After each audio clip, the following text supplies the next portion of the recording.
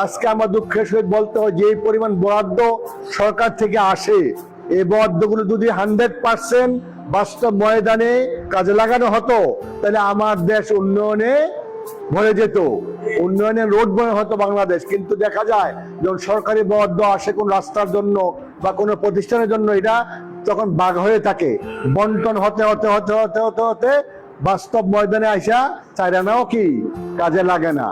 কিন্তু আমরা আপনাদের কথা দিচ্ছি যে আমাদের ইসলামী আল্লাহর ভয় হৃদয়ে লালন করে এইভাবে যত বরাদ্দ আসবে জনগণের সকল বরাদ্দ 100% বাস্তব ফিল্ডে কি করা হবে, দেয়া হবে, প্রয়োগ করা হবে, কাজ করা হবে।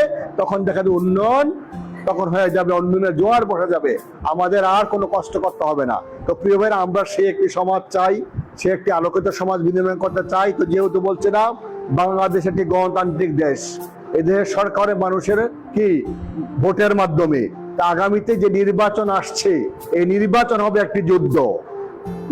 এরা ইসলাম বনাম বাতিলের যুদ্ধ, ঠিক না? আমাদের সেই ইসলামকে বিজয় করতে চাই, আগামী নির্বাচনে আমাদের ভূমিকা রাখতে হবে।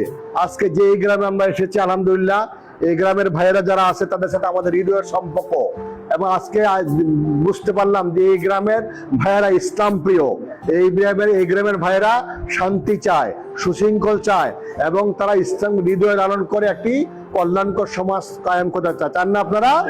যদি চাই তাহলে আমাদের সুযোগ এসেছে। ভোট একটি পবিত্র আমানত, এই ভোট পেয়ে যদি কেউ ভালো কাজ করে, জনগণের কল্যাণে কাজ করে, ইসলাম প্রতিষ্ঠার জন্য কাজ করে, তাহলে যত ভালো কাজ করবে সকল ভালো কাজের একটি অংশ ভোটার পাবে, ঠিক না? পাশাপাশি যদি এই ভোটটা আমরা এমন লোককে দেই যারা পাশ করে দুর্নীতি করবে, দেহের সম্পদ লুটিপুটে খাবে, জনগণকে শোষণ করবে, জনগণকে শোষণ করে জনগণকে চুষে চুষে খাবে, এবং তারা এই অকারেন্স করে যত গুনাহ করবে তার অংশ একটি আমার আমলনামায় যোগ হবে, ঠিক না প্রিয় ভাইরা? এই জন্য আজকে আমাদের বিবেককে কাজে লাগাইতে হবে যে আমরা যে বাংলাদেশটা বর্তমানে পেয়েছি এটা নতুন বাংলাদেশ। আমাদের